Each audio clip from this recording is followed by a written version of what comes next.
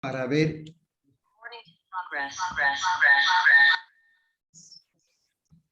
que lo he diseñado para ver de manera más adecuada. Decíamos que en las primeras 12 horas de vida el valor de glucosa es 56 miligramos de glucosa.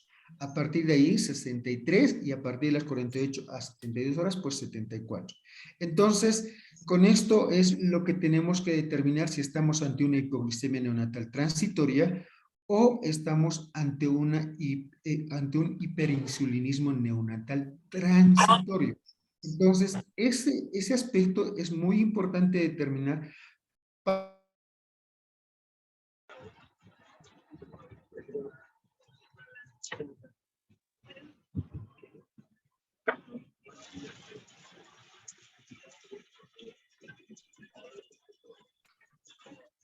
Vamos a decir entonces que cuando nos encontramos ante un hiperinsulinismo neonatal transitorio, el cuadro es benigno, pero y muchas veces tenemos dificultades para reconocer cuando este trastorno puede ser algo patológico. Entonces, cuando nos encontramos ante un paciente que está recibiendo su alimentación por seno materno, comprenda usted muy bien, los neonatólogos conocen esto, que el calostro es bajo en contenido en carbohidratos y alto en grasas. Entonces, esa podría ser también una de las razones para tener el hiperinsulinismo neonatal transitorio. La hipercetonemia leve en ayunas, por la deficiencia de adaptación a los cambios de glucosa, puede manifestarse con hipoglicemia sintomática. Entonces, el 30% de los recién nacidos normal tendrán valores de glucógeno inferiores a 50 miligramos de decilitros en las primeras 8 a 12 horas. Posteriormente, a las 24 horas, esto va a disminuir a un rango, imagínense, al 0.5%. Entonces, es por eso que no hacer procesos invasivos antes de establecer frente a qué tipo de paciente con hipoglucemia nos encontramos.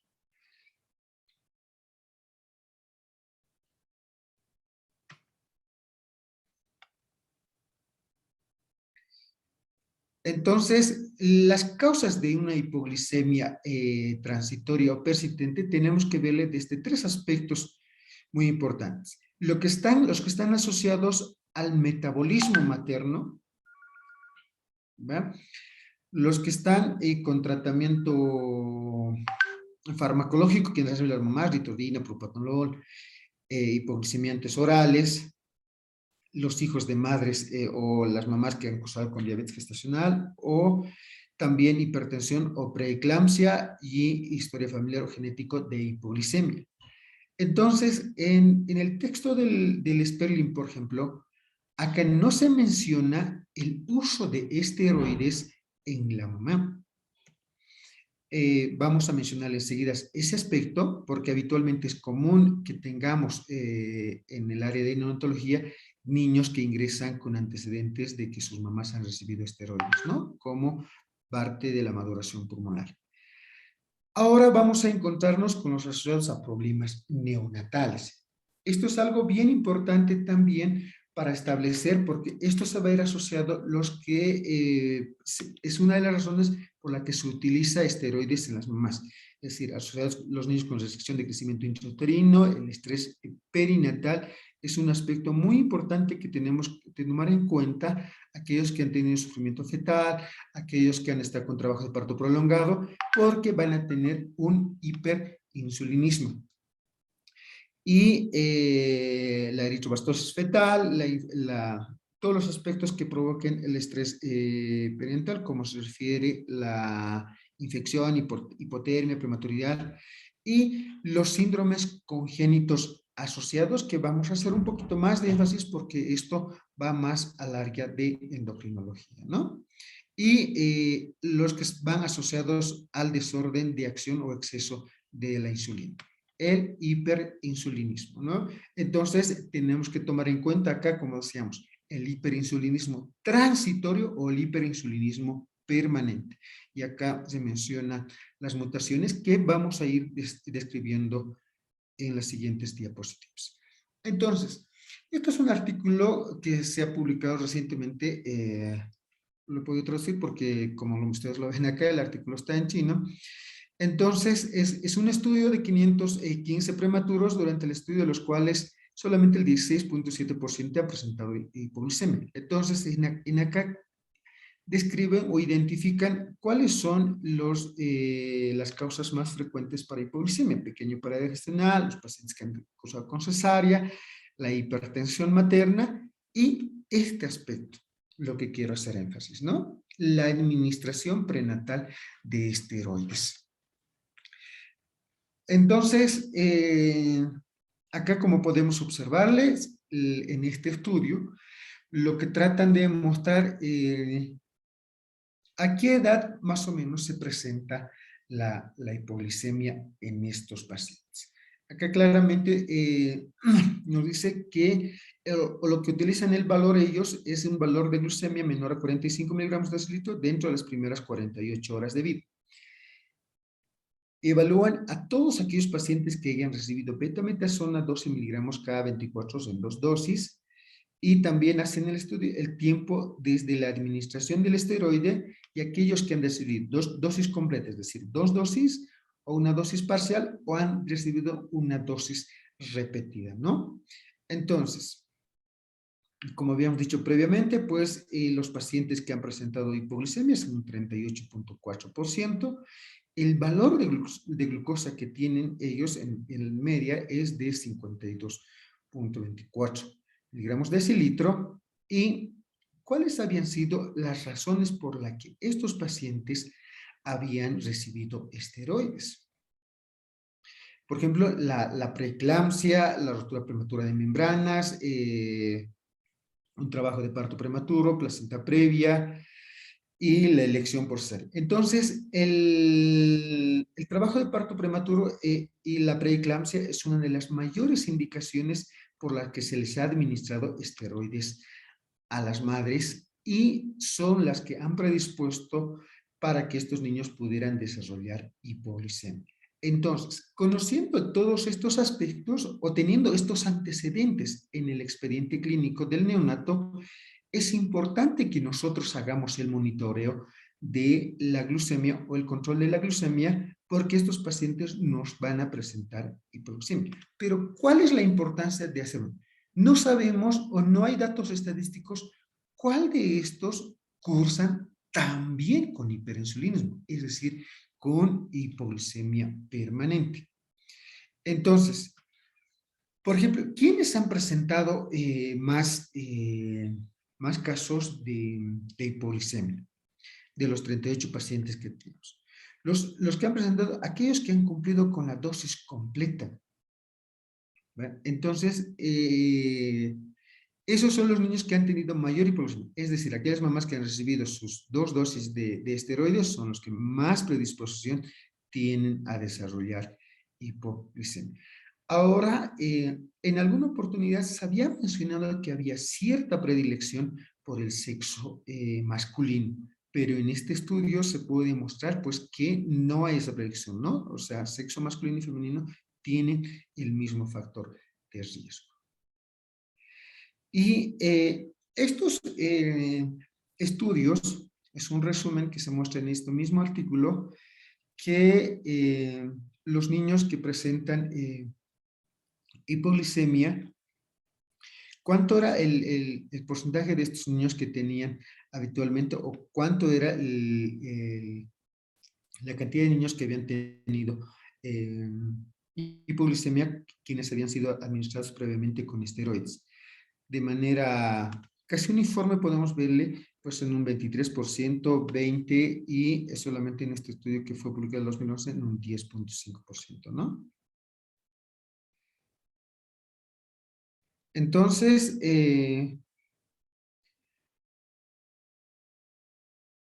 entonces, lo que tenemos que ver nosotros cuando nos encontramos ante un paciente es comprender la fisiopatología, comprender el aspecto metabólico de la hipoglicemia, ¿no? Entonces, el sistema metabólico está comprendido por la glucogenólisis hepática, la cetogénesis hepática y la gluconeogénesis hepática.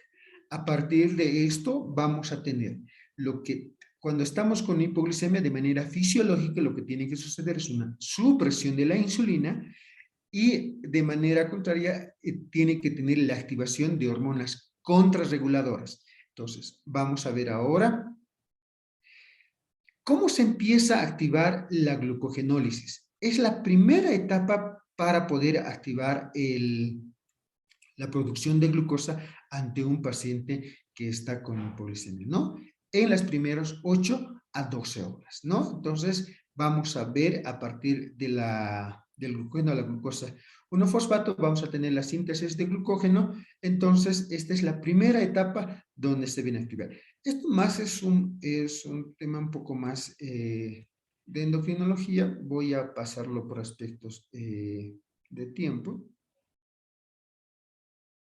Entonces, ¿qué es lo que sucede? Cuando se empieza a activar la glucogenólisis, lo que sucede es que la insulina se ve inhibida y la producción de glucagón, epinefrina y cortisol se ve estimulada, ¿no? Entonces, cuando la glucosa se encuentra con un valor de 50 miligramos de litro, se activan prácticamente todos los sistemas de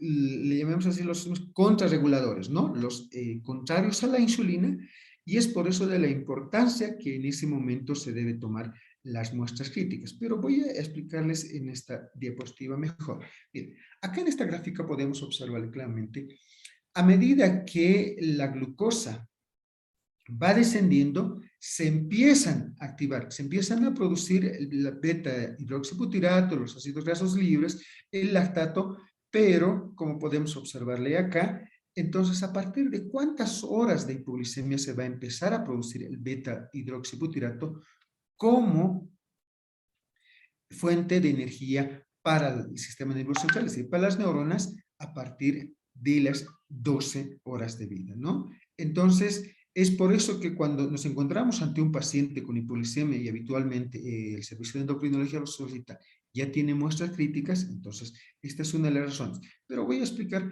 un poquito mejor acá. Entonces, nos encontramos ante un umbral de glucosa. ¿Cuál va a ser el umbral terapéutico? ¿Cuál va a ser el umbral diagnóstico? ¿Y cuál va a ser el nivel de glucosa que causa daño cerebral? Entonces, hay algunos aspectos que tenemos que tener muy en cuenta. La sangre total, pues no es lo mismo que la glucosa plasmática, puesto que los eritrocitos tienen una mayor concentración de proteínas, ¿no? El procesamiento de muestra a temperatura ambiente puede ir disminuyendo la glucosa de 5 a 7 miligramos de decilitros por hora. Es por eso de la importancia que la muestra, cuando nos encontramos ante un paciente de hipoglucemia, deben ser procesadas inmediatamente. Los glucómetros de cabecera que habitualmente tenemos en cada uno de nuestros servicios puede tener un rango de error hasta el 15%, proporcionándonos un resultado falsamente bajo, ¿no? Entonces es algo también que tenemos que tomar en cuenta. Cuando nos encontramos ante una glucemia capilar menor a 60 miligramos de litros, necesariamente tenemos que confirmarlas, lo que habitualmente nosotros le llamamos en laboratorio central o en el laboratorio pues, que tenemos en la institución.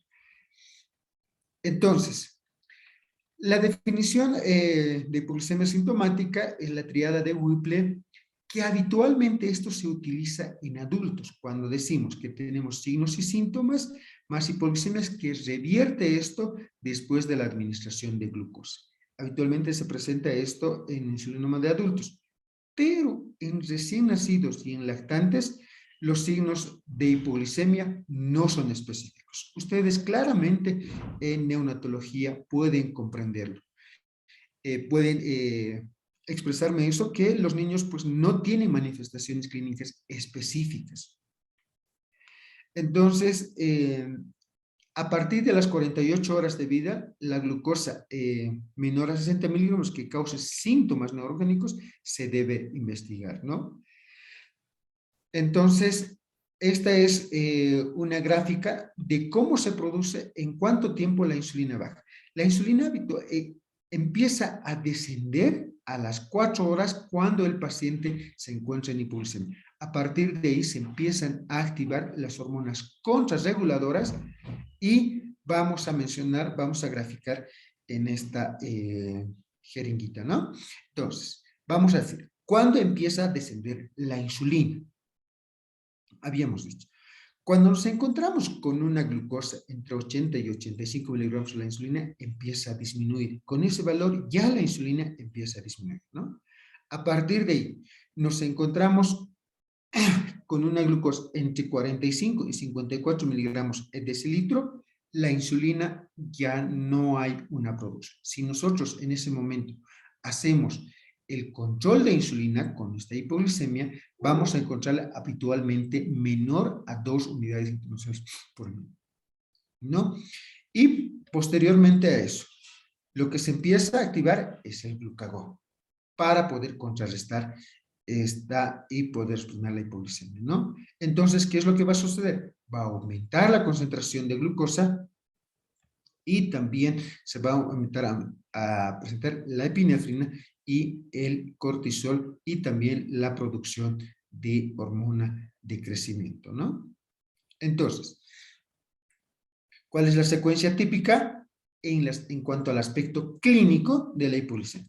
Vamos a tener alteraciones a nivel visual y reacción auditiva también cuando nos encontramos con una glicemia menor a 59 miligramos de azúcar.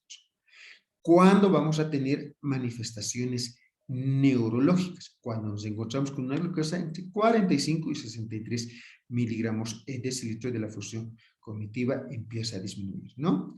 Entonces, ¿qué decimos el umbral terapéutico?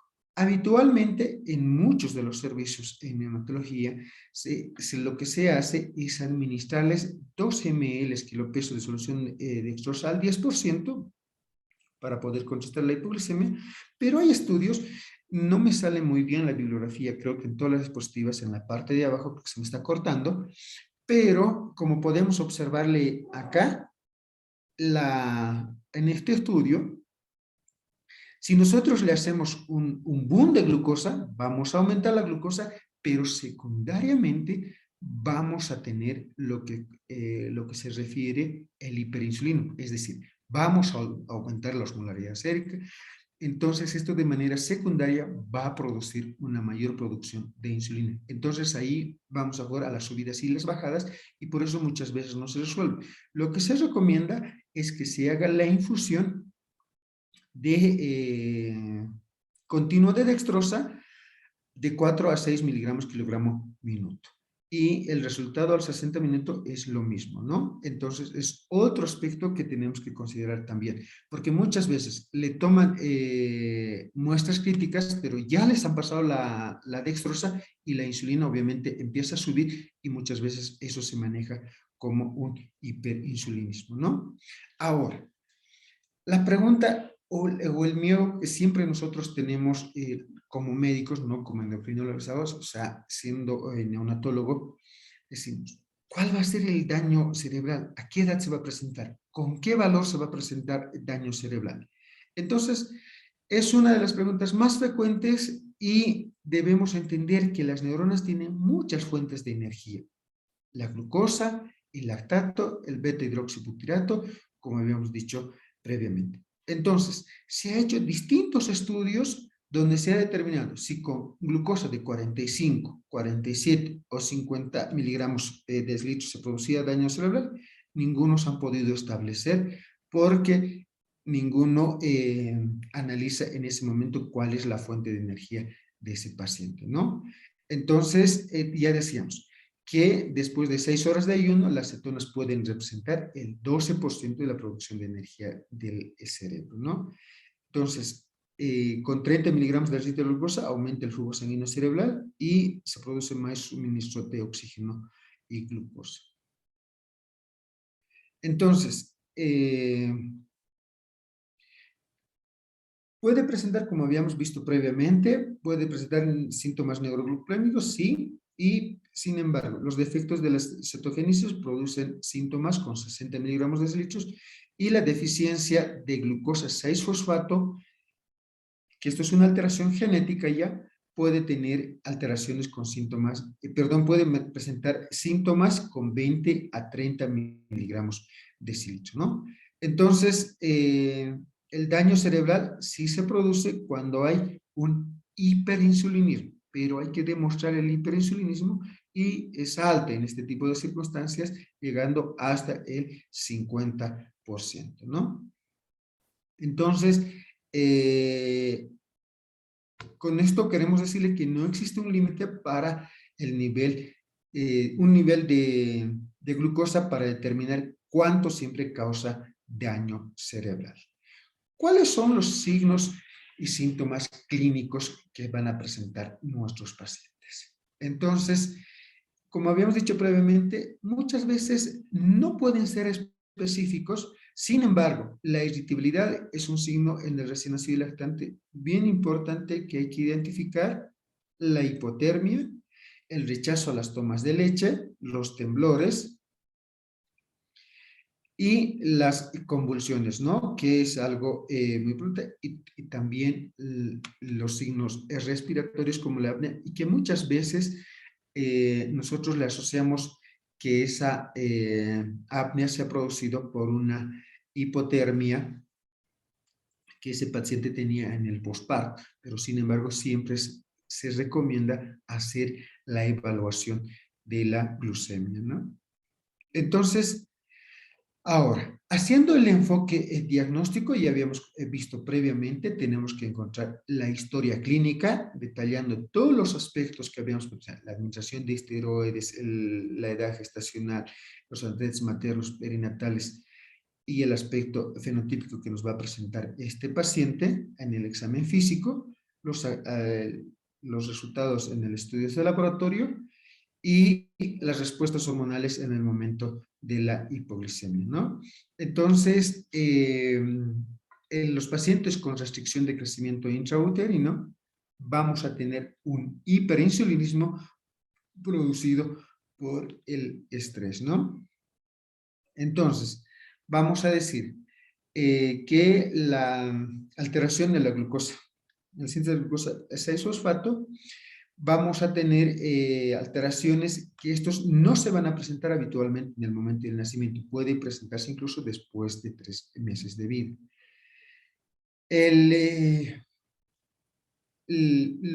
Posterior a 10 a 12 horas, los defectos de oxidación de ácidos grasos, las transaminasas y la hiperammonemia, las malformaciones de la línea media, el microftalmia, el microfalo, o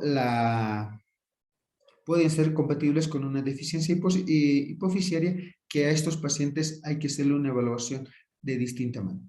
Entonces, es en ese momento que nosotros tenemos que tomar lo que se llaman las muestras críticas para hacer el diagnóstico más oportuno y una orientación si realmente nos encontramos ante una mutación genética que tenga que ver con la síntesis de glucosa.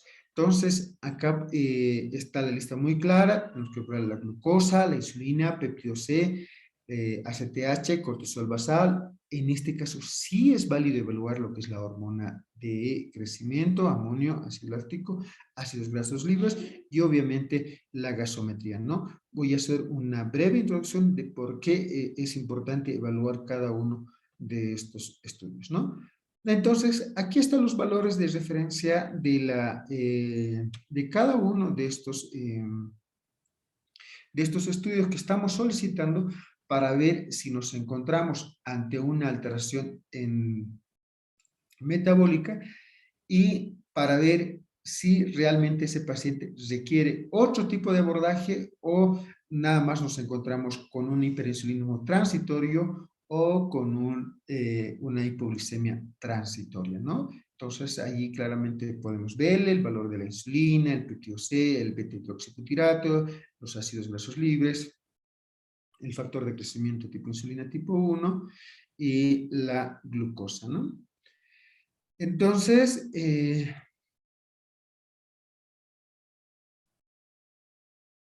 Bueno, estos son los datos que habitualmente estos pacientes pueden presentarnos, los valores de referencia en cada una de las patologías para orientarnos el diagnóstico. Pero no vamos a entrar en más detalle en esto y vamos a pasar a hipoglicemia persistente en neonatos y lactantes. Vamos a empezar con el hiperinsulinismo.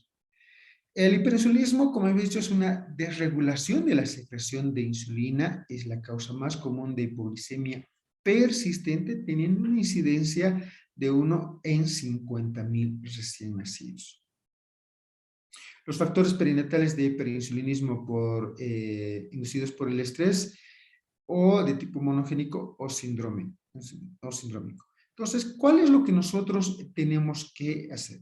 ¿Cuáles son los imitadores de hiperinsulinismo? Durante la hipoglicemia, la secreción de insulina por las células pancreáticas se suprimen adecuadamente, pero la respuesta a la insulina en los tejidos se activan de manera inapropiada.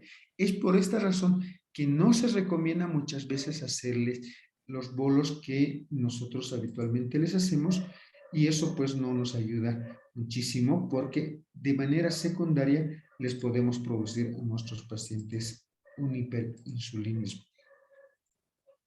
Entonces, cuando nos encontramos con una sospecha de un hiperinsulinismo, lo que tenemos que tomar en cuenta son las alteraciones en la regulación de la producción o la liberación de insulina, que van a ser los factores perinatales, como hemos dicho previamente, el hiperinsulinismo inducido por el estrés, o cuando nos encontramos ante un síndrome, ¿no? Como es el síndrome de Wiedemann, el síndrome de Kabuki, que vamos a ir describiendo posteriormente, el síndrome de Turner, y los defectos monogenéticos en genes importantes para la regulación de insulina, ¿no? Las formas dominantes y recesivas, y existen 12 genes asociados con el hiperinsulinismo.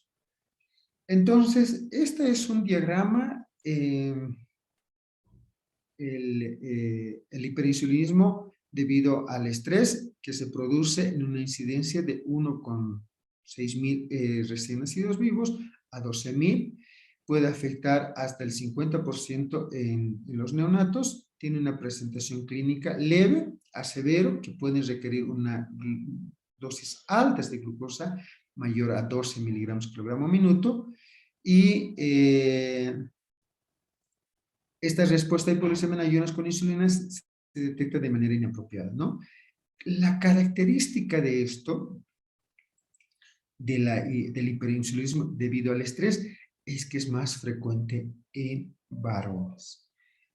75%, y como habíamos dicho previamente en las diapositivas, la prematuridad, las alteraciones en el crecimiento, la restricción de crecimiento intrauterino, pequeña parada gestacional, si el paciente ha requerido reanimación en un 32%, la preeclampsia materna en un 18,7%, y estos pacientes habitualmente pueden requerir el tratamiento con diazóxido, pero tienen muy buena respuesta. La resolución puede ser espontánea, sin embargo, puede tardar incluso hasta 210 días en resolverse.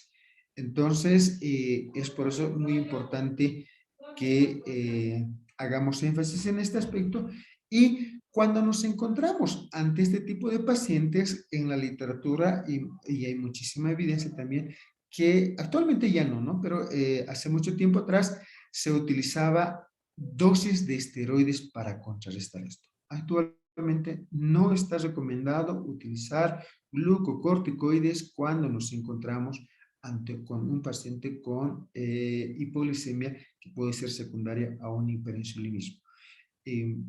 Ya vemos, esto se puede tardar en resolverse de días hasta meses, ¿no? Entonces, esto es un diagrama de por qué la importancia al momento de la evaluación, o cuáles son los factores muy importantes, es decir, hipoglicemia con presencia de cetonas, defectos en la gluconeogénesis, defectos en la oxidación de ácidos grasos, y defectos en las alteraciones con hipoglicemia y con beta hidroxibutirato bajo también, ¿no? Que nos van a orientar a distintas patologías que vamos a ir describiendo previamente. Perdón, enseguida. Entonces, cuando hablamos de un hiperinsulinismo monogénico, había sido descrito esto por primera vez en 1954 por McCurry como hipoglicemia idiopática de la infancia.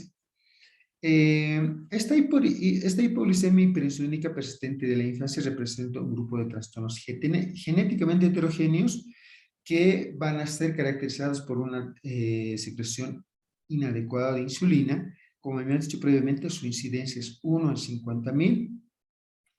Sin embargo, en pacientes que tienen alta consanguinidad, comparto mucho la experiencia de esto, que tuvimos un caso allá en el instituto, cuando una niña acude por violación de su hermanito, pues viene con un hiperinsulinismo, ¿no? Entonces, en áreas de consanguinidad, pues es muy alta la incidencia, eso hay que tener muchísimo mucho en cuenta, y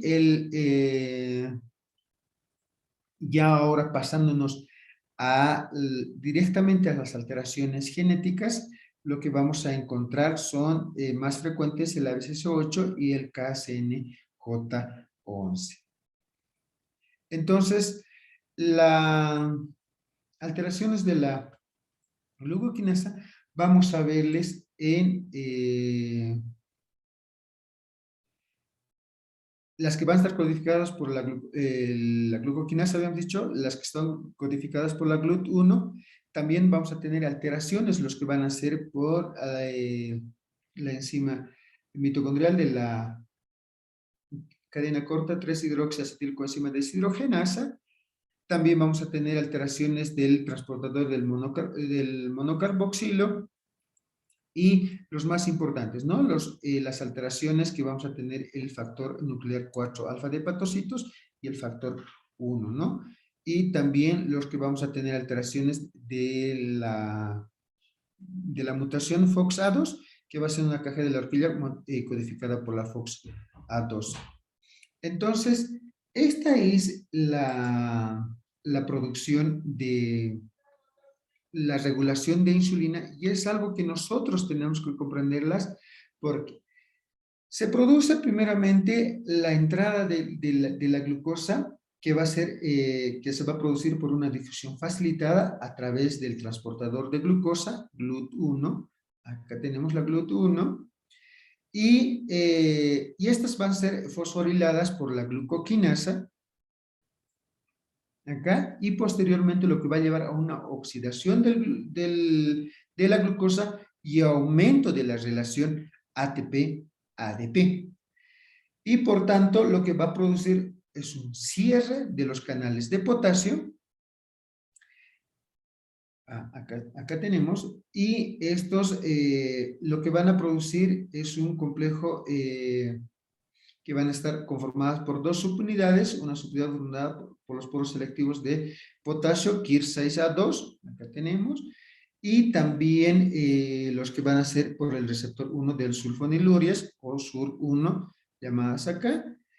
Y cuando esto es, cuando se cierra, entonces lo que se va a producir es una despolarización, produciendo el ingreso de calcio dentro de la célula, y de esta manera produciendo la liberación de insulina. Entonces, nada más como dato, por ejemplo, cuando se utiliza las sulfonilureas, tienen su mecanismo de acción a este nivel, es decir, al nivel del SUR1 o el receptor 1 de las sulfonilureas, y esto es lo que hay que tomar muy en cuenta. Ahora, es evidente que muchas veces nos preguntan, como estamos en la parte académica, ¿cuál es el potencial de esta célula para producir esa liberación de insulina? ¿Cuál es el potencial de membrana de reposo? Se dice que son 65 milivoltios, y es a partir de esto que se va a producir la liberación de insulina, ¿no? Y esta liberación exótica de insulina es lo que va a producir. Esto es de manera fisiológica.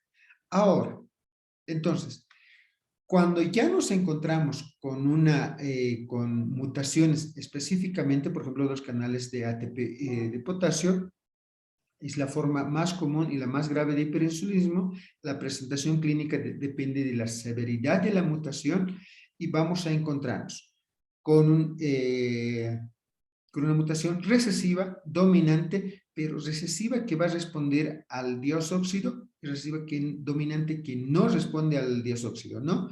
La recesiva que no responde al diosóxido es la más común, como ven, interfiere en la expresión de las potencias o tráfico de los canales, lo que resulta esencialmente en una ausencia completa de los canales, canales en la membrana plasmática, ¿no? Y en este tipo de pacientes, lo que vamos a encontrar, si nos encontramos ante una ausencia completa de los canales de potasio, es decir, acá, entonces se produce constantemente la liberación de insulina, ¿no? Y estos pacientes van a requerir suplementos de glucosa extremadamente altas, llegando hasta 16 miligramos kilogramo minuto. Entonces, eso sí lo que a nosotros nos tiene que llamar la atención y de qué manera vamos a hacerle el abordaje. Entonces, el diagnóstico del hipersulinismo, también llamado como se llama ceguera a la glucosa de las células beta, la secreción de insulina no se interrumpe, ya que la glucosa plasmática disminuye y no aumenta en respuesta a un aumento rápido de la glucosa plasmática. Entonces, este tipo de pacientes van a tener una intolerancia oral, un reflujo gastroesofágico, consecuencias de una alimentación forzada, y vamos a tener una hiperinsulinemia, como hemos dicho, mayor a 2 unidades ml, una hipocetonemia y ácidos grasos libres bajos, ¿no? Entonces, en este tipo de casos sí podemos utilizar el diazóxido. El octreótido es un tratamiento de segunda línea, pero no está aprobado por la FDA y también, especialmente en neonatología, tiene altísimos riesgos de producir las NEC, ¿no? Y las enterocolitis necrotizantes. Estos pacientes habitualmente pueden requerir pancreatectomía durante las primeras semanas del nacimiento, entonces, por tanto, es importante descartar, y ya esto es un poco más profundo, si nos encontramos ante un hiperinsulinismo focal o difuso, ¿no? Entonces, en este tipo de casos, el 40 al 60% pueden requerir cirugía, y el hiperinsulinismo, como habíamos dicho, se produce por un mecanismo de dos golpes. Hay una mutación heredada por el padre en el gen ABCC8 o KCNJ11. Esto va a estar presente en una delección cromósica del cromosoma 11, que va a ser heredada por la madre también, compensada por una disomía uniparental paterna. Entonces, el cromosoma 11 tiene varios genes. El factor de crecimiento de insulina tipo 2 es una proteína promotora del crecimiento que se expresa a partir de un cromosoma paterno, ¿no? Entonces, cuando hay alteraciones a nivel de este gen, es que estos pacientes pues van a ir creciendo, como veíamos en la imagen, y vamos a encontrar niños con macroglosia, y es uno de los aspectos o de los signos clínicos también para orientarnos en este tipo de aspectos. Y el gen CDK1C es un regulador del ciclo celular e inhibidor del crecimiento. Entonces, si este gen tiene una mutación, lo que va a producir es que este inhibidor del crecimiento no actúe, ¿no? Entonces, los niños van a ir creciendo nomás. Todas las células beta pancreáticas pues, van a ser afectadas, propensas a nacer y provocar un hiperinsulinismo difuso, y las características por sí solas no se las puede distinguir, ¿no? Entonces, cuando hablamos de un hiperinsulinismo difuso, es el resultado de la herencia de dos mutaciones recesivas, ABC8, KCNJ11 y una mutación dominante. Y lo que en lo que nos va a ayudar muchísimo es el estudio molecular para establecer el diagnóstico, ¿no? Entonces, Estas imágenes pues no están muy bonitas, pero el estudio microscópico pues nos permite identificar si nos encontramos ante un hiperinsulinismo focal o un hiperinsulinismo difuso. Sin embargo, el aspecto clínico nosotros podemos observarla con el PET scanner 18-FLR-DOPA, que va a identificar o va a captar todo lo que se refiere a las células beta que se encuentren con altísima concentración de insulina, y de esta manera poder definir si nos encontramos ante un paciente con hiperinsulinismo focal o hiperinsulinismo difuso, ¿no? Entonces, ahora, hablando de otro aspecto bien importante, habitualmente nos encontramos en este tipo de casos con un síndrome de hiperinsulinismo hiperamonémico, que va a ser causada por la mutación del GLUT1, que codifica deshidrogenasa, que es la forma más común de hiperinsulinismo genético, como habíamos previsto previamente, donde se encuentra el receptor GLUT1. Va a haber el 70% van a ser mutaciones de nuevo y 30% van a tener antecedentes de un patrón de herencia autosómicamente dominante, ¿no? La presentación clínica van a tener un peso normal al nacimiento.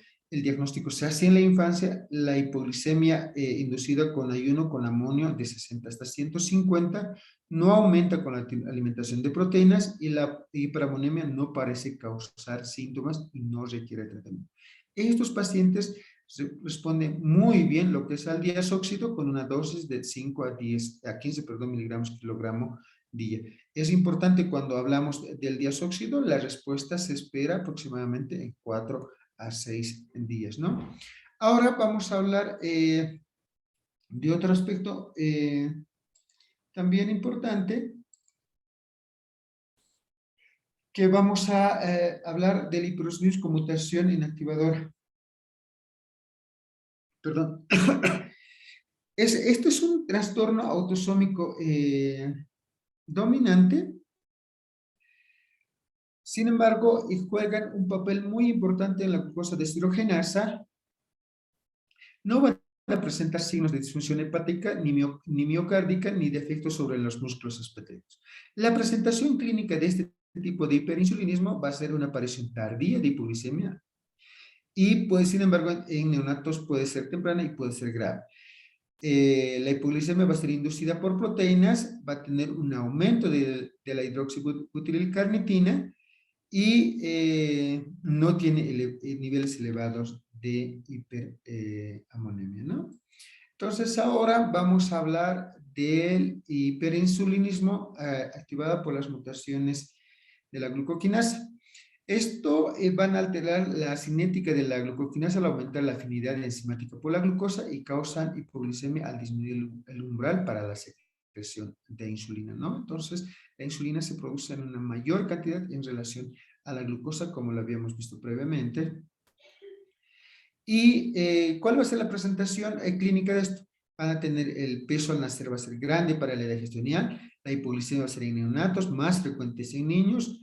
El tratamiento con análogos de somatostatina, con los péptidos, muchas veces se tiene éxito, y en algunos casos llegan a la pancreatectomía. El diazóxido es uniformemente incapaz de prevenir las hipoglicemias en este aspecto, ¿no? Ahora vamos a hablar, nada más para no cansarles esta parte, de hiperinsulinismo de factor de hepatocitos 1A y 4A. La hipoglicemia es persistente, causada por un hiperinsulinismo temprano en la vida, seguido de una secreción reducida de insulina, que conduce a una diabetes en la adolescencia temprana y en la edad adulta, ¿no? Puede causar diabetes tipo MODY 3 y MODY 1, son autosómicos dominantes. La hepatomegalia con transaminasas elevadas y tubulopatía renal o tubulopatía renal de Fanconi puede ser una de las manifestaciones clínicas, y también la mutación FOXA2 con una hipoglicemia hipocetósica en el periodo dental puede responder muy bien, ¿no? Ahora, las formas sindrómicas de hiperinsulinismo, cuando nos encontramos ante un paciente con síndrome de Wiedemann, entonces, en este tipo de casos ¿qué es lo que se nos va a presentar en nuestros pacientes? Vamos a tener un paciente con sobrecrecimiento y predisposición al cáncer.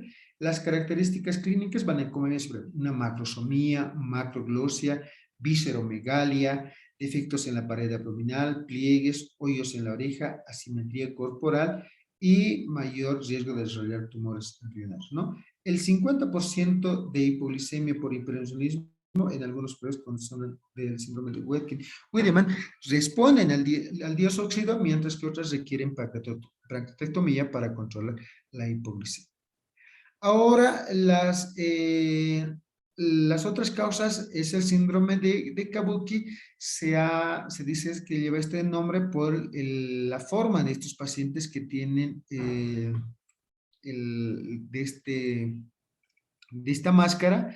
Van a tener una fascia palpebral larga, las cejas van a estar arqueadas, como podemos verle acá en esta imagen, con inversión del texto externo del párpado inferior. Van a tener un déficit neurológico, retraso del crecimiento postnatal, anomalías dermatoglíficas, que también es una característica importante. Y las manifestaciones clínicas ya no simplemente van a ver con un hiperinsulinismo, van a tener una deficiencia de hormona de crecimiento, pueden tener una telarca prematura, un hipotiroidismo y la hipoglicemia neonatal en un 11%, ¿no? Ahora, los pacientes con síndrome de Turner también pueden tener hipoglicemia. Esto es importante. Habitualmente, quien le diagnostica en la edad temprana son los neonatólogos.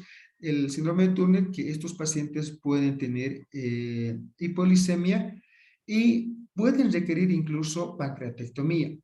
Entonces, esto más es el examen histológico, por ejemplo, puede tener un aumento de los núcleos de las células de los islotes, hay aumento de calcio e insulina citosólico basal, un umbral más bajo de la secreción de insulina estimulada por glucosa y mayor sensibilidad a la estimulación por una mezcla de aminoácidos, ¿no? Entonces, esto es un cuadro donde podemos ver cómo podemos abordar a los pacientes con hiperinsulinismo confirmado. Lo más importante es el estudio molecular. Es evidente que no en todos los establecimientos se dispone para hacer el estudio y por tanto también la incidencia es baja y habitualmente siempre tenemos que descartar las otras causas de hipoglicemia antes de pensar en un hiperinsulinismo, ¿no? Entonces, ahora vamos a hablar de las complicaciones que la hipoglicemia puede tener. Esto es un estudio de corte prospectivo que se hizo en 477 niños en riesgo, de los cuales ellos toman como hipoglicemia neonatal menor a 47 miligramos de decilitro, y ellos mencionan que no se asoció a un deterioro neurosensorial combinado a los 4.5 años. En este estudio menciona claramente por qué no se hizo más antes el estudio, por qué no se evaluó a los 2 años. Habitualmente a los 2 años el coeficiente intelectual, pues si tenemos algún neurólogo nos puede ayudar muchísimo en eso, no nos permite evaluar completamente y es por eso que ellos hacen la evaluación a los 4.5 años, ¿no? Entonces, ellos asocian a un deterioro de la función ejecutiva. Ellos describen la función ejecutiva, la resolución de problemas, la planificación, el control de la atención y el comportamiento dirigido a objetivos y alteraciones visomotoras. Se dice que la hipoglicemia va a disminuir la concentración de glucosa en el lóbulo occipital y por tanto estos pacientes van a requerir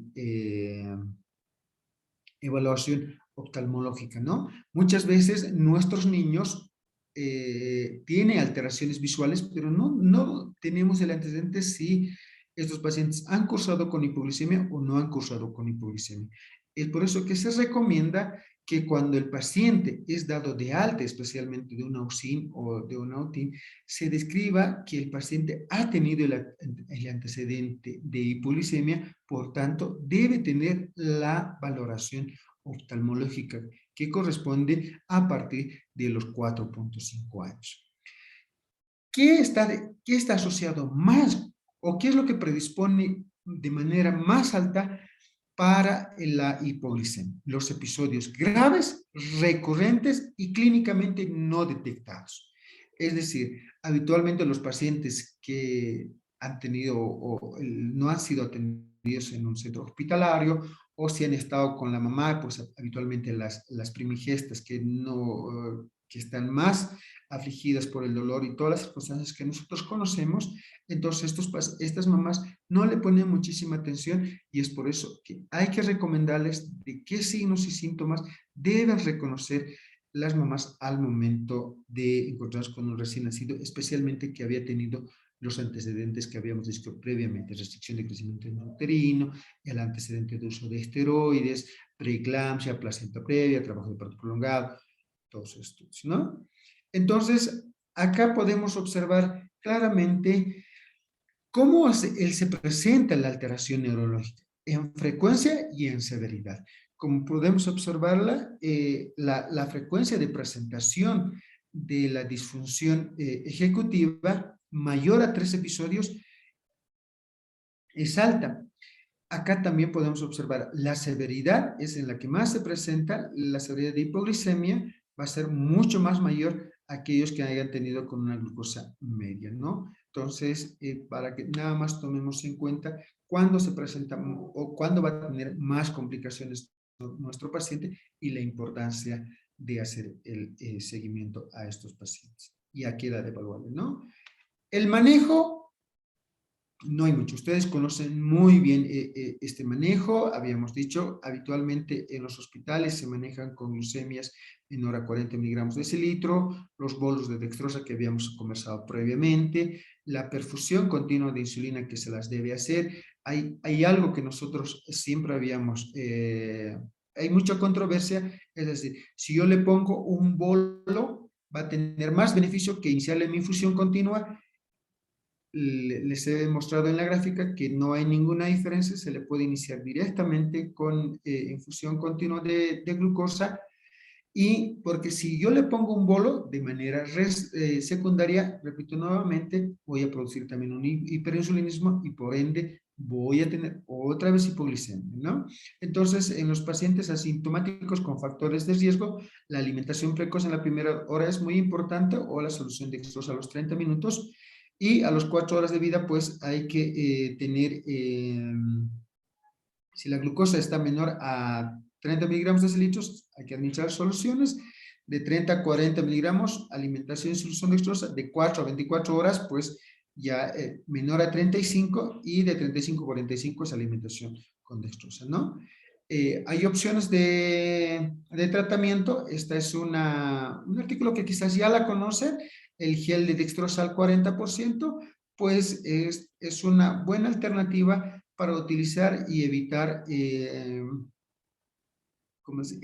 las invasiones o tener que canalizar a los pacientes y a veces, muchas veces nos encontramos congestionados en nuestros servicios, entonces esta se puede constituir algo como una opción, las jeringas de gel dextrosa al 40%, una dosis de 0.5 ml kilogramo frotando en la mucosa bucal, ¿no? Se dice que, por ejemplo, en este estudio hacen una relación del costo que han tenido un fracaso del tratamiento con una concentración de glucosa menor a 47 después de 2 intentos de tratamiento. Se observó que los niños con gel dextrosa han tenido una mejor aceptación y una mejor respuesta, ¿no? Evitando lo que son los procesos o las infusiones. Eso es todo. Muchas gracias. ¿Preguntas? Por el tiempo, pues hay muchísimo para hablar, especialmente en tecnología, pero pues el tiempo es bien apremiante también. Gracias, doctor Rolly, por la presentación. Felicitaciones por ello. Y este es el momento para aclarar dudas, comentarios o alguna respuesta que tengan sobre el tema presentado.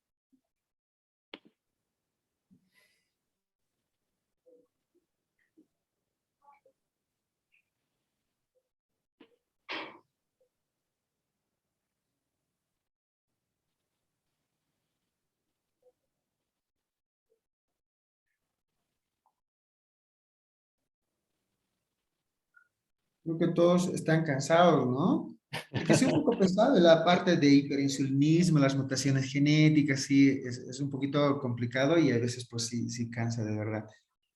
Sí, yo tengo un comentario, doctor Rolli, con respecto, bueno, al lado de la hipoglicemia neonatal transitoria, que justamente pues fue a partir de un ensayo que se realizó en el 2020, que fue el ensayo GLOW, el de glucosa in well babies, en el cual pues ahí se definió esto de la hipoglicemia neonatal transitoria, en el cual puede incluso durar hasta 4 días y que ahí pues en el estudio también concluyeron que en pacientes hasta un 40% de los pacientes de los recién nacidos sanos sin factores de riesgo pueden tener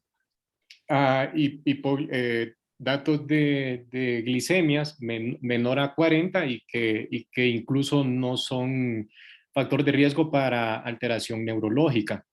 Entonces, eso pues es lo que ese estudio pues determinó, ese ensayo GLOW, que de ahí pues donde surgió el concepto de hipoglicemia neonatal transitoria. Y la otra situación, doctores, con respecto a la toma de las muestras críticas, ¿en cuál es el momento ideal para tomar las muestras críticas, considerando pues esta hipoglicemia neonatal transitoria? ¿En qué momento pues es que debemos tomarla y cuáles son las muestras los exámenes que debemos indicar? Pues Excelente, doctor. Las muestras críticas, habitualmente, pues cuando nos encontramos ante un paciente prematuro o un paciente sindrómico o algún paciente con alteración del estado general, muchas veces implica mucha controversia porque el neonatólogo, especialmente ustedes, como ven muy bien, pues prácticamente son como sus hijos, entonces tomarle tanta cantidad de muestra, porque es mucha cantidad de muestra, es prácticamente desangrar al recién nacido. Lo recomendable siempre es descartar todo este tipo de alteraciones antes de sospechar que nos encontramos ante un hiperinsulinismo o una alteración de la glucosa. Entonces, yo me encuentro hablemosle con mi, ¿cómo te explico esto? Con mi glucómetro de cabecera, me encuentro con una glucosa menor a 50 miligramos de cilitro, entonces lo más probable, eso es glucosa capilar, que mi glucosa sérica se encuentre en 64. Entonces, en ese momento, no me va a dar la probabilidad de que mi muestra clínica me sea alterada. Entonces, yo me encuentro con una glucosa capilar de 40 miligramos de cilitro, entonces se recomienda que se debe tomar las muestras críticas en ese momento a ese paciente. Muchas veces estos valores es controvertido, pero como les había dicho previamente, en esto de las jeringuitas que lo había hecho, entonces esta es donde nosotros, o sea, fisiológicamente, si yo me encuentro con una glucosa capilar de 40, en promedio tendría que tener una glucosa sérica de 52. En ese momento, mi insulina tendría que haberse bajado, tendría que haberse apagado, para que me entienda mejor. Y entonces, ahí sí voy a poder interpretar adecuadamente mis muestras críticas, es decir, mi valor de insulina, ¿no? sí, muy bien, muy bien. Gracias, doctor. Hay una pregunta en el chat, pregunta el doctor Lucio Torres, si hay algún valor establecido para hablar sobre daño en el desarrollo psicomotor. No. Como les había dicho previamente, hay distintos estudios que yo también quise encontrar un artículo donde pues hay los valores de 45, 47, 50, no han establecido con qué valor se produce el daño neurológico. Hay otros estudios que mencionan de 35, pero lo que no toman en cuenta es que en ese momento, ¿cuál era su valor energético del cerebro? Y ya les había mencionado que el cerebro no solamente se provee de glucosa, también puede utilizar como fuente fuente de energía, el beta-fetobutirato, el lactato, es decir, la cetogénesis, y esto pues no hace que tengamos un valor exacto para que se diga, con este valor se produce daño neurológico. Muy bien, muy bien. La otra pregunta, doctor Rolly, es con respecto a lo de los bolos de glucosa. Pues usted nos explicaba durante la charla que pues no es recomendable porque nos dan, bueno, los famosos bolos de glucosa que sí nos resuelven en el momento, pero después hay un rebote, hay un hiperinsulinismo que podemos inducir de forma iatrogénica un hiperinsulinismo. Entonces, en pacientes, en neonatos que sí tienen un factor de riesgo, que por ejemplo son prematuros, que son hijos de madre diabética o con muy bajo peso al nacer, y aquellos pacientes que están en ayuno, sí, que no se les puede iniciar la vía oral, lo recomendable es no iniciarles bolos de glucosa, sino que inmediatamente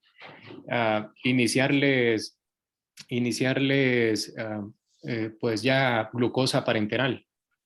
Exacto, la infusión continua La de infusión 4 continua, a sí. 6, de Ajá. 4 a 6 ya te puede dar una buena respuesta y con eso pues evitas lo que, como tú mismo le decías, la hiperinsulinemia iatrogénica, y como mostrábamos en la gráfica, que el resultado es el mismo. O sea, en el mismo tiempo que tú hagas el bolo o le pongas la infusión, el resultado en nosotros va a ser el mismo. Simplemente que pues uno se desespera en este momento porque otra cosa es estar con el paciente y otra cosa es estar hablando en una charla, pero se espera y pues le pasa, ¿no? El bolo. Entonces, habitualmente es iniciarle la infusión y pasarlas, pues no va a tener esa alteración, ¿no? O sea, la glucemia se va a empezar a normalizar. Lo mismo, mientras que cuando hago bolo, predispongo a hacer el hiperinsulinismo iatrogénico. Iatrogénico. Muy bien.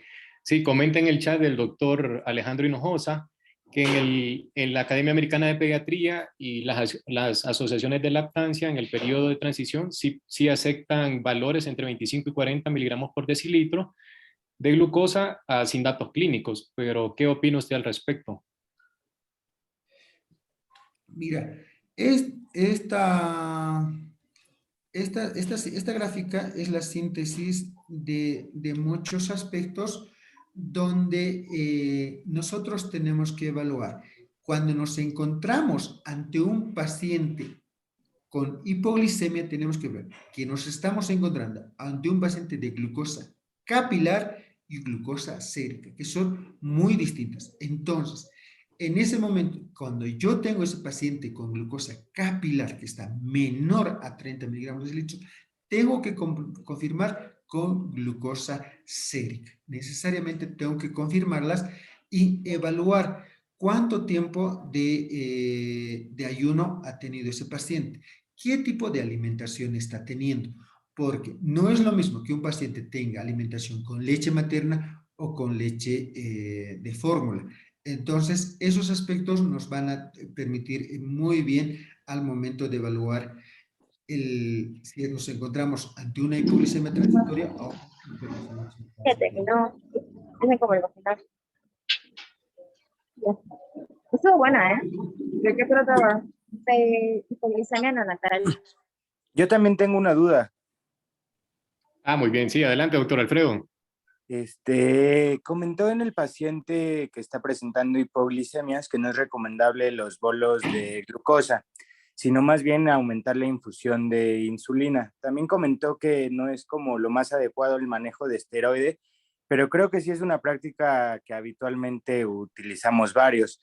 En el hospital, pues no contamos como muy a la mano con el diazóxido y mucho menos con el eutrópido. ¿Cuál sería como su recomendación en ese caso? ¿Solo incrementar la infusión de insulina o pues en este caso sí aplicar esteroide? Ok. La aplicación de esteroide, lo que estamos sospechando que nuestro paciente pudiera tener una alteración a nivel de la síntesis de cortisol en la glándula suprarrenal. Entonces, este tipo de alteraciones ya va asociado a otro tipo de patologías. Entonces, si lo hacemos ese estudio, o sea, si comprobamos, lo administro ¿cómo se dice? Mi esteroide, y lo hago y solamente lo paso a la exorsa, no va a haber ninguna diferencia, porque cuando se trata de un paciente con alteración de la glándula suprarrenal, tiene otro tipo de manifestaciones. Por ejemplo, vamos a tener alteraciones en la concentración de potasio. Entonces, o sea, tendríamos que estar sospechando cuándo nos va a ser útil, cuando tenga una deficiencia hipofisiaria. Entonces, a nivel de eso, ya no hay la síntesis adecuada de ACTH y por ende el cortisol no se produce de manera adecuada y ahí sí te va a hacer efecto el esteroide. Pero si no, si tu paciente no tiene nada, ¿y cuándo sospechas de ese tipo de paciente? Cuando tiene alteraciones de la línea media, paladar alto, la fase claramente sindrómicas, y el paciente va a tener dismorfias, ¿no? Eso sí te va a sospechar que el paciente tiene una deficiencia hipofisial. Entonces, en ese caso sí te va a responder. Pero si no te encuentras ante ese paciente, pues el esteroide no te va a servir de nada. O sea, no vas a conseguir ninguna respuesta. Gracias. Muy bien. Creo que tiene levantada la mano la doctora Lidia y la doctora Carolina Villegas.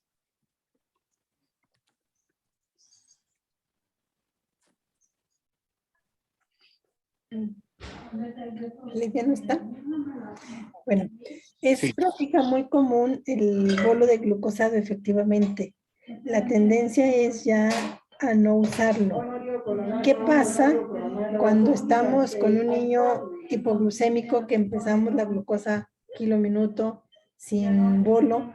A 4, le aumentamos a 5, le aumentamos a 6, le aumentamos a 7 y el niño sigue hipoglucémico. Es muy práctica común que teniendo la infusión continua, le pongamos los bolos aún. ¿Cuál es el riesgo? ¿O es correcto eso? El riesgo es que de manera fisiológica vamos a producir mayor producción de insulina. Cuando yo le estoy pasando, vamos a suponer que mi paciente tiene A8, mi tasa de infusión de glucosa o kilo minuto, entonces me hace, sigue hipoglicemia. Entonces, como yo le estoy administrando dextrosa, mi cuerpo de manera fisiológica produce mayor producción de insulina. Entonces, por eso nos sigue haciendo. Entonces, por eso no hace, en los textos de neonatología muy claramente no dice que debo aumentarle más de 2. Entonces, hay que tener muchísima paciencia. Si yo le estoy administrando dextrosa, entonces ese paciente ya puede tener otro tipo de alteraciones, la gluconeogénesis y la glucogenólisis hepática. Entonces, eso, ¿cuándo va a tardar? Especialmente en los prematuros, no van a responder por su inmadurez. Entonces, por eso te está haciendo hipoglicemia ese paciente. No es necesariamente por un hiperinsulinismo. Ya, es una alteración metabólica lo que en ese momento tiene el paciente por otro tipo de factores. Y en un prematuro, ¿cuánto tiempo tarda en responder a la infusión de glucosa cuando tiene hipoglucemia? Habitualmente en un prematuro puedes requerir hasta 12 miligramos kilogramo minuto. Con eso sí ya te va a responder, pero ¿en cuánto tiempo? ¿Cuánto tiempo me espero yo? Porque mi paciente va a tener. Entonces, como estamos con un niño prematuro, tiene alteraciones, entonces en 6 horas tiene que responderte. Si no responde, entonces algo está pasando. Entonces, una de las prácticas más comunes que la vía no está permeable, o sea, son cosas básicas que hay que ir descartando porque el paciente tiene que responder porque le estás pasando glucosa IV directamente. Y habitualmente es muy, quienes están en neonatología conocen muy bien esto, es picarle, o sea, picarle para hacer una glucosa capilar y picarle para una glucosa sérica es muy doloroso. Entonces, cuando nos encontramos ante el tipo que no responde, porque nosotros habitualmente lo hacemos con glucosa capilar, entonces es confirmarle con glucosa sérica. Habitualmente vas a tener entre 12 y 15 miligramos mayor en relación a tu glucosa capilar. Muy bien, muchas gracias. Muy bonita plática. Gracias, doctor. Sí, muy bien. Otra pregunta, doctor Rolly, sobre el uso de antagonistas de calcio, porque también bueno, no sé si realmente ¿Existe todavía ese tratamiento sobre el uso de nifedipino? Habitualmente en neonatología y en pediatría, pues no está recomendado. Si buscamos la literatura y los textos de referencia, no está recomendado, porque lo importante es primero siempre descartar ante qué cuadro nos encontramos. Por eso les hablaba de los hiperinsulinismos, porque si nos damos cuenta, para comprender la fisiopatología de la secreción de insulina, tiene otro tipo de mecanismos de acción, entonces pues no nos va a responder adecuadamente. Muy bien, gracias.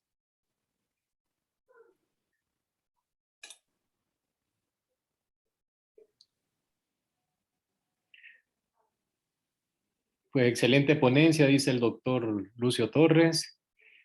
¿Alguien más, si tiene algún comentario, pregunta? Si no, para dar por finalizada la charla. Solo para los que están presentes, la sesión semanal del próximo, de la próxima será sobre introducción a la fisiología respiratoria, volúmenes pulmonares, capacidades pulmonares y ventilación, perfusión. Estará a cargo de un neumólogo pediatra con alta especialidad en fisiología pulmonar. Posteriormente les estaremos enviando la liga para que se conecten a la sesión. Y pues agradecer nuevamente al doctor Rolly Mamani por el tiempo que nos ha brindado. Felicitaciones por la charla. Pues allá en Bolivia están a una hora delante de la de México, o sea que son casi las 9:30. Agradecemos mucho tu generosidad y esperamos en las siguientes sesiones contar contigo, Rolly.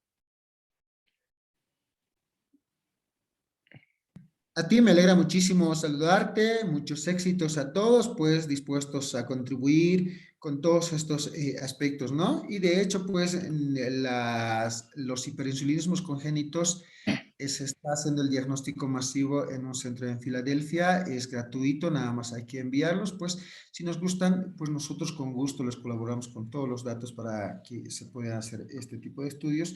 Como he dicho, la incidencia es baja, pero cuando nos encontramos, pues no sabemos qué hacer, ni los endocrinólogos, ni los neonatólogos, nadie, ¿no? Eso es muy complicado, especialmente el estudio molecular. Gracias, Malón, te agradezco muchísimo. Un saludo a todos. Buenas noches. Buenas noches, un gran abrazo a todos. Muy bien.